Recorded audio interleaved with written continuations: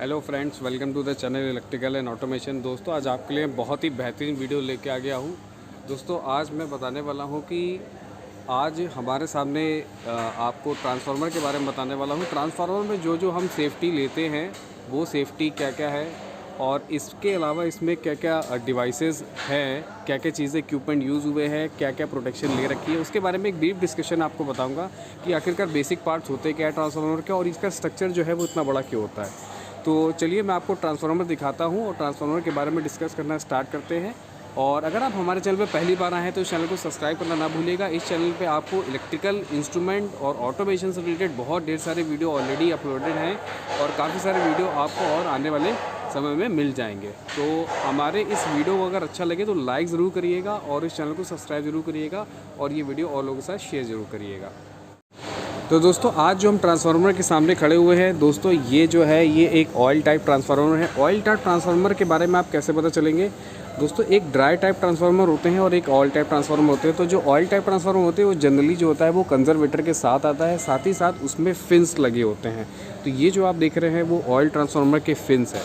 तो ऑयल जो होता है वो दोस्तों इस बीच, ये एक बीच में मेन चैम्बर होता है जहाँ पे हमारी कोर और कॉइल जो होती है, मेन कोर कॉइल जो होती है वो ऑयल में इमर्ज रहती है।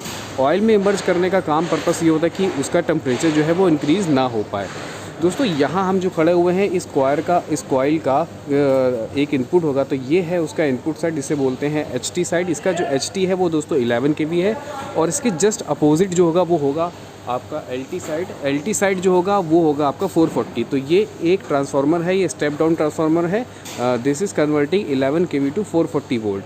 अब दोस्तों बात करते हैं कि ये जो फिन्स हैं आपकी 1 2 3 4 ऐसे ही 4 जो है वो उस साइड में है, ये क्यों लगाई जाती है दोस्तों? क्या होता है कि इस ट्रांसफार्मर के अंदर जो ऑयल फिल्ड होता है उस ऑयल को नेचुरल अगर आपको कूल करना है तो वो ऑयल जो है आपका, ये नीचे लगे हुए पाइप, ये अगर आप पाइप को ध्यान से देखें, मैं थोड़ा इसको दिखाता हूँ आपको। ये पाइप जो होता है वो आपका इस मेन जो जहाँ पे मेन ऑयल आपका टैंक होता है उससे जुड़ा हुआ होता है, जैसा कि आप देख रहे होंगे। तो ये ऑयल जो है हमारा यहाँ पे फ्लो करता है इन ट्यूब्स के, और इनके बीच में एयर पास होती है, तो ये ऑयल नेचुरली कूल होता है।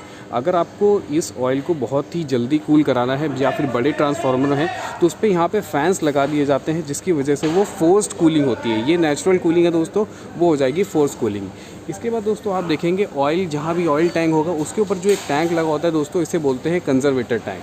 दोस्तों, इस कंजर्वेटर टैंक का काम क्या होता है कि एक ऑयल का लेवल, एक मिनिमम लेवल होता है, वो आपको वहाँ पे दिख जाएगा। आपको अभी फ़िलहाल इसमें ऑयल नहीं भरा हुआ तो लेवल इंडिकेटर में आपको कुछ नहीं दिखाई पड़ेगा। तो इस ऑयल टैंक में उसका एक लेवल आ रहा होता है कि एक मिनिमम लेवल आपको मेंटेन करना होता है। अब दोस्तों आपका अगला क्वेश्चन होगा कि जो ऑयल टैंक में ये नीचे से गेज दिख रहा है ये क्या है दोस्तों? इसे बोलते हैं MOG, यानी magnetic type of oil gauge. Magnetic oil gauge एक प्रोटेक्शन का काम करता है। उसके नीचे एक अभी वायर लगना बाकी है, ये एक स्विच भी है उसके अंदर। तो होता है क्या दोस्तों, जब कभी भी ट्रांसफार्मर के अंदर हैवी जब गैसेस जो होती हैं, गैसेस ऑयल का लेवल जो होता है गैसेस इंक्रीज़ करती है, ऑयल एक्सपेंड करता है। जब ऑयल हीट अप हो जाता है तो ऑयल का लेवल धीरे धीरे क्या होता है दोस्तों, घटने लगता है। तो जब घटने लगता है तो दोस्तों ये MOG जो होता है ये एक स्विच का काम करता है, वो एक इंडिकेशन देता है हमारे कंट्रोल सिस्टम को कि ऑयल लेवल जो है हमारा वो कम हो रहा है। तो ये ऑयल लेवल एम्प्टी का, जब ये ऑयल भरा होगा तो ये ऊपर की ओर होगा। जैसे जैसे ऑयल कम होता जाएगा, अंदर फ्लोट स्विच वाला सिस्टम होता है जैसे हमारे घर की टंकियों में होता है। तो जैसे जैसे ऑयल कम होता जाता है वैसे वैसे हमारा जो है ये जो सुई लगी हुई है, अगर आप, मैं थोड़ा सा इसे जूम करके दिखाता हूँ आपको, इसमें आपको फुल और एम्प्टी दिख रहा होगा। तो ये स्विच जो है एम्प्टी पे आता है, एम्प्टी पे आता है, ये सिग्नल दे देता है हमारे कंट्रोल सिस्टम को कि हमारा ऑयल जो है वो कम हो गया है, you have to fill the oil. और अगर नहीं करते हैं तो ये ट्रिपिंग भी प्रोड्यूस करता है। अब दोस्तों इसके बाद क्या होता है कि कंजर्वेटर, जब भी आप कंजर्वेटर की बात करेंगे तो उस कंजर्वेटर में आपने देखा होगा, आप देखेंगे तो कंजर्वेटर के ड्राउन में नीचे एक होता है, वो हमारा एक सिलिका जेल का पाइप जो होता है वो कंजर्वेटर टैंक के ऊपर से पाइपलाइन आती है, वो नीचे होता है। इसका दोस्तों पर्पस क्या होता है, इसका पर्पस ये होता है कि दोस्तों जैसे ही ऑयल गैसेस जब आपकी इंक्रीज होती है टैंक के अंदर तो ऑयल राइज़ होता है, तो राइज़ होता है ऑयल, जो उसके ऊपर की एयर थी वो वैकेंट होती है यानी निकलती है, तो वो एयर जो है वो इसके थ्रू, ये जो हमारा सिलिका जेल है उसके थ्रू निकल जाती है। और जब वापस ऑयल का लेवल, ऑयल ठंडा होता है, ऑयल का लेवल नीचे डाउन होता है, तो ये जब ऑयल नीचे आता है तो ये एयर को सक करता है। तो एयर जब सक करता है तो उसमें मॉइस्चर होता है, तो वो मॉइस्चर ऑयल के अंदर ना जाने पाए, वो ये सिलिका जेल यहाँ पे भरा जाता है और उसमें नीचे छेद होते हैं, तो ये इसको ब्रीथर बोलते हैं। ये ब्रीथ करता है तो जो मॉइस्चर होता है वो आपका जो होता है सिलिका जेल उस पर एब्जॉर्ब हो जाता है, बाकी मेन एयर जो है वो हमारे ऑयल टैंक कंजर्वेटर के अंदर चली जाती है। तो इसका पर्पस होता है ब्रीथर का ही है। इसके बाद सबसे इंपॉर्टेंट डिवाइस इसमें ये होती है, इसमें एक बकोल्स रिले होती है। ये बकोल्स रिले दोस्तों मेन ऑयल टैंक और कंजर्वेटर के बीच में लगाई जाती है। अगर कोई भी प्रॉब्लम होती है इस ट्रांसफार्मर के अंदर तो सडनली जो है वो हॉट गैसेस प्रोड्यूस होने लगेंगे, और वो हॉट गैसेस जो होती है बकल्स एक तरीके का स्विच होता है उसको जाके एक्टिवेट कर देती है, मरकरी स्विच होता है, जिसकी वजह से हमारे सिस्टम को एक अलार्म चला जाता है कि there is a problem started inside the transformer, कुछ प्रॉब्लम होना स्टार्ट हो गई है। तो ये ट्रांसफार्मर को ट्रिप भी करा देती है और साथ ही साथ हमें एक अलार्म भी देती है। तो बकल्स रिले जो होती है एक प्रोटेक्शन का काम करती है। अगर हमारे इस ट्रांसफार्मर में टैप चेंजर लगा होगा तो टैप चेंजर के लिए भी एक अलग सी डेडिकेटेड बकल्स रिले आती है। इसके बाद दोस्तों आप देखेंगे कि ये जो है हमारा एक डिस्ट्रीब्यूटर ट्रांसफार्मर है। तो डिस्ट्रीब्यूटर ट्रांसफार्मर जो होता है दोस्तों उसमें क्या किया जाता है कि हमें 3 फेजेस लाने होते हैं, न्यूट्रल की ज़रूरत नहीं होती है। तो ये आपका जो है वो HT साइड है, 11 kV के 3 फेजेस आ जाएंगे।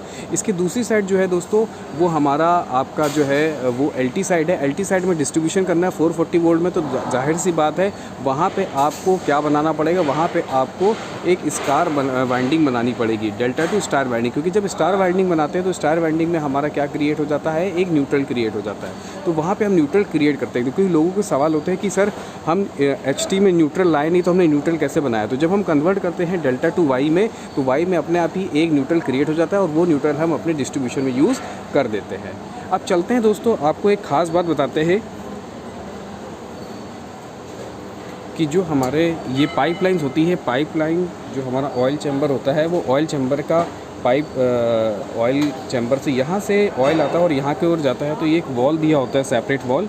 ये वॉल क्या करते हैं, आप वॉल को ओपन और क्लोज़ भी कर सकते हैं एज़ पर द रिक्वायरमेंट, लेकिन जनरली ये ओपन रहता है ताकि ऑयल यहाँ पे इसके थ्रू अंदर चला जाए और ये जो है नेचुरली कूल हो जाए।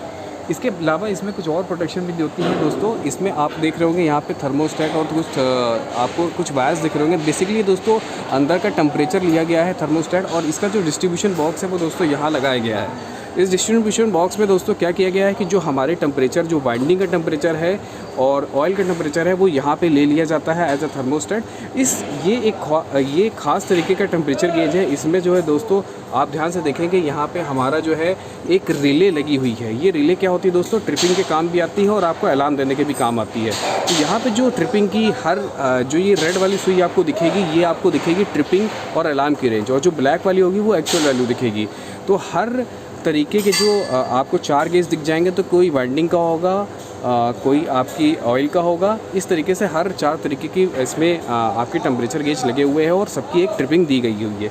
ये सारी ट्रिपिंग जो है आप अपने सिस्टम में सॉफ्ट लिंक के थ्रू, इस डिवाइसेस के थ्रू सॉफ्ट में आप ले सकते हैं। तो ये एक मार्शलिंग कैबिनेट होती है जहाँ पे काफ़ी सारे जो हमने ऊपर टेम्परेचर थर्मोस्टेट लगा रखी है, RTD लगा रखी है, उसके टेम्परेचर जो है वो यहाँ पे आ रहे होते हैं। तो ये एक हमारी जो होती है, क्या कह सकते हैं, जो सेफ्टी होती है, वो सेफ्टी पॉइंट ऑफ व्यू से कुछ चीज़ें ये यहाँ पे है। एक सेफ्टी आपकी बकोल्स रिले थी, दूसरी सेफ्टी आपकी ये हो गई, तीसरी सेफ्टी आपका जो हो गया एक आपका नाइट्रोजन वॉल, ये तीसरा हो गया नाइट्रोजन वॉल। ये दोस्तों तब यूज़ करते हैं जैसे सडनली कोई प्रॉब्लम आती है ट्रांसफार्मर के अंदर, तो ये जो आपका वॉल है ये ऑटोमेटिकली एक्चुएट होकर अपने आप खुल जाता है और सारा का सारा ऑयल बाहर निकाल देता है, ताकि आपके ट्रांसफार्मर के अंदर कोई भी प्रॉब्लम ना क्रिएट हो पाए। और नाइट्रोजन इसके अंदर डालता है ताकि जितनी भी ऑक्सीजन है वो रिलीज़ हो जाए, क्योंकि जैसे ही ऑक्सीजन रिलीज़ होगी तो अंदर की बर्निंग जो है वो वैसे ही ख़त्म हो जाएगी। तो ये था एक ट्रांसफार्मर के बारे में थोड़ा सा ब्रीफ इंट्रोडक्शन। इसके बाद आप नीचे देखेंगे, नीचे जो है इसके अंदर ऑयल आपको निकालना है सैंपल निकालने के लिए, वो एक लेफ़्ट तरह की पॉइंट है। यहाँ से इन और आउट और फ्लशिंग के लिए, या जैसे हम कुछ सालों में अपनी ऑयल की फ्लशिंग करते हैं, मतलब उसको ऑयल को चेक करते हैं, फ़िल्टर करते हैं, तो वो पॉइंट्स आपको नीचे दिए रहे होते हैं। तो इस तरीके से ये ट्रांसफार्मर का एक ब्रीफ डिस्कशन दिया है। इसमें अगर आपको कोई डाउट है दोस्तों, आप कमेंट करके हमें कमेंट बॉक्स में पूछ सकते हैं। और इसके अलावा आपको कुछ और जानकारी चाहिए हो इस ट्रांसफार्मर के बारे में तो वो भी हमें कमेंट करके बताइएगा। और ये वीडियो कैसा लगा ये भी हमें बताइएगा। वीडियो देखने के लिए बहुत बहुत धन्यवाद। Thank you.